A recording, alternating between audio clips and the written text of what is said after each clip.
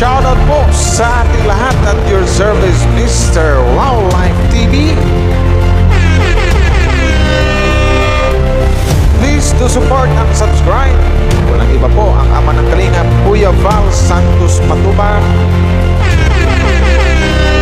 Boss Kalingap Rav, at ating Ina Vlogs.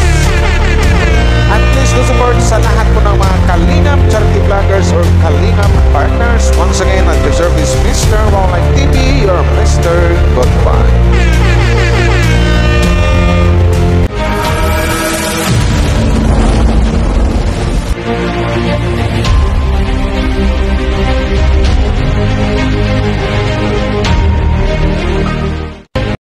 So hello guys, mega love shoutout po sa inyong lahat, no?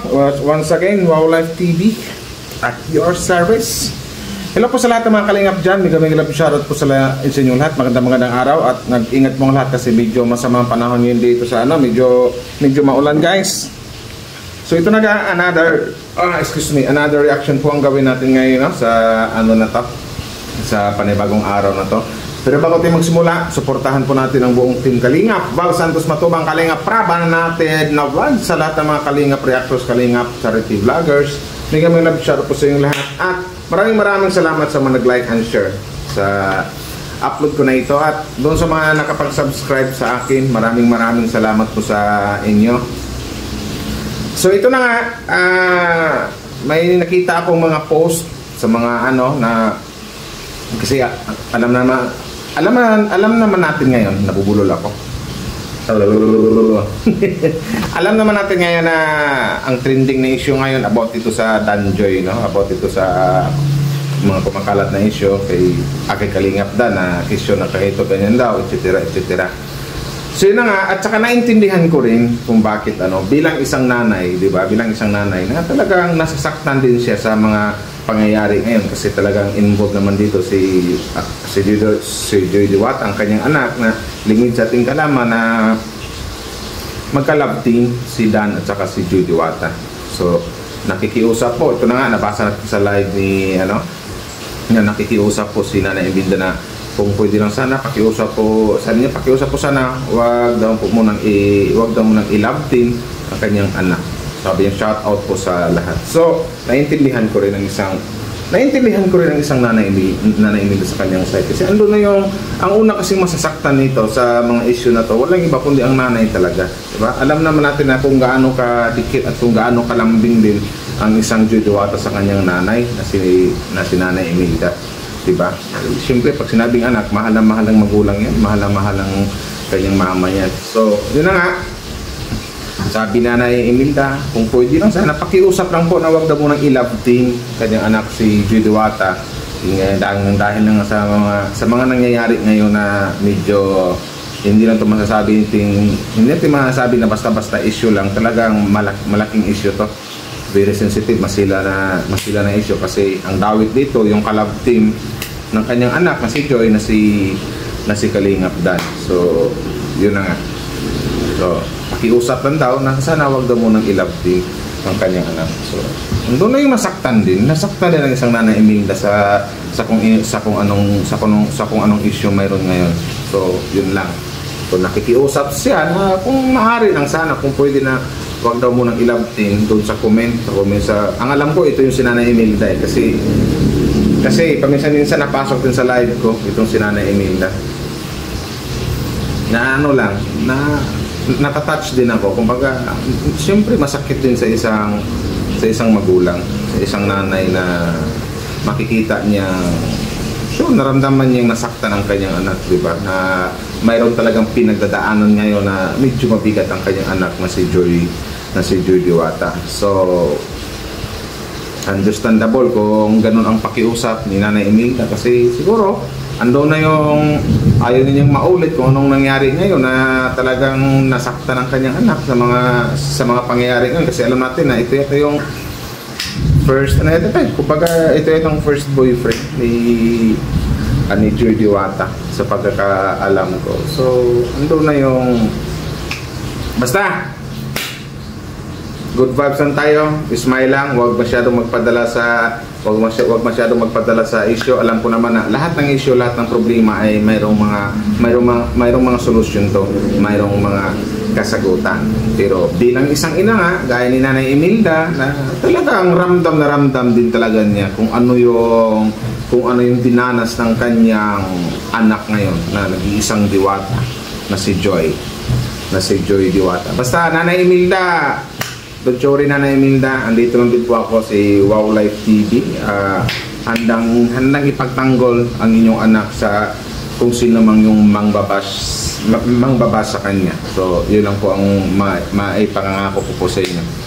Ipagtanggol si Joy. Yun lang yun Nanay Imelda.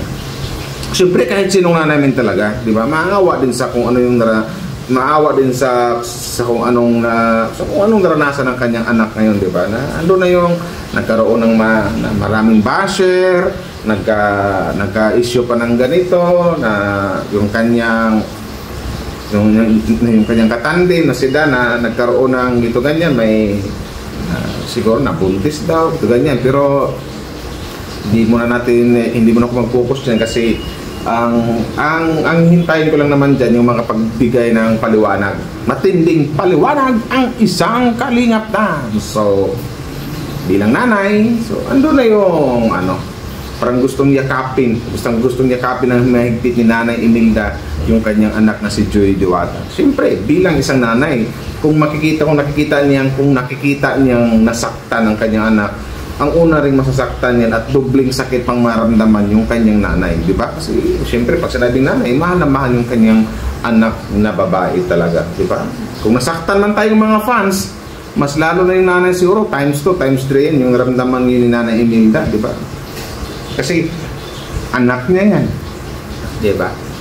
Yun lang yun. So mahalaga dito nanay, basta nanay, ipagtatanggol ko si Joy hanggat may basher. So yun lang po ang maipangako ko nanay. Pero yung panawagan ni nanay na wag daw munang i-love team ang kanyang anak na si Joy Diwata, depende na yan po. Malay nyo, di ba? Malay nyo, mayroon palang magandang kasagutan yung mga issue ngayon. Mayroon palang magandang plano si Lord kung bakit nagkaroon ng issue ganito. So hintayin na lang natin. So yun na nga guys, nag-comment ang isang Nanay Imelda na kung maaari lang sana kung pwede pakiusap niya, di ba? Nakikiusap po ako na wag daw mo nang i-love team ang kanyang anak.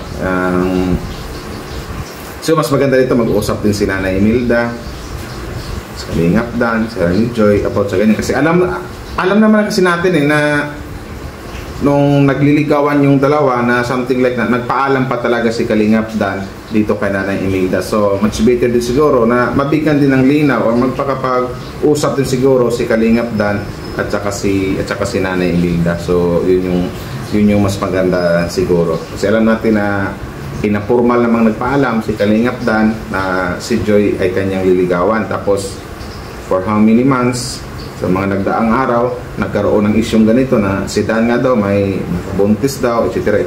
So mas maganda, yung talagang masakit yung para sa ina na makita na yung boyfriend or yung minahal ng kanyang anak ay nakadisgrasya ng iba. So ando na yung hindi natin maalis sa isip ni Nanay Imelda na magalit o magtampor or kailangan din ng paliwanag ng isang Nanay Imelda na galing kay Kalingap Dan. So malamang talaga yun din ang kailangan ni Nanay Imelda. So ando na yung makikiusap sa iya na kung pwede lang wag daw mo nang i-love team ang kanyang anak na si Joy Diwata. So, ando, masakit yun para sa ina. Tayo ng mga fans, tayo ng humahanga, sobrang nasaktan. Doble yung naramdaman ng isang ina na si Nanay Imelda kasi anak niya yan, di ba? Napakomment na lang si Nanay Imelda. So, respetuhin natin kung ano yung ano niya. Basta Nanay Imelda, hanggat nandito si Joy sa Kalingap, hanggat siya, ipagtatanggol ko po siya. Yun na po yung maipangako ko. Kasi alam ko, nasaktan kami ngayon. So, alam ko, mas doble yung naramdaman mo ngayon sa kung ano mang nangyari. So, kung ano mang dinanas ngayon na alam natin na may mga issue ganito, ganyan, di ba? About sa Danjoy, kay Dan. Alam naman natin na nagpaalam sa kanya na manligaw tapos nagkaroon ng isyong ganito. So, basta inuulit ko, lahat ng problema mayroon namang mga solusyon to eh.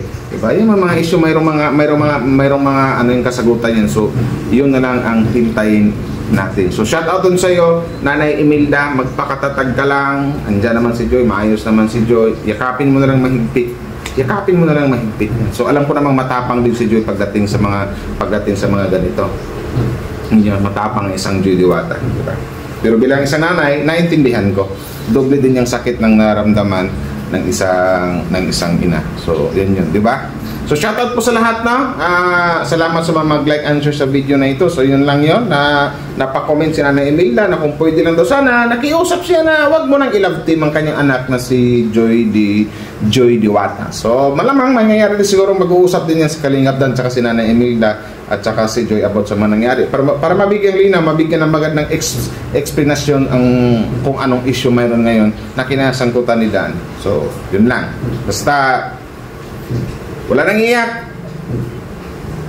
Laban lang.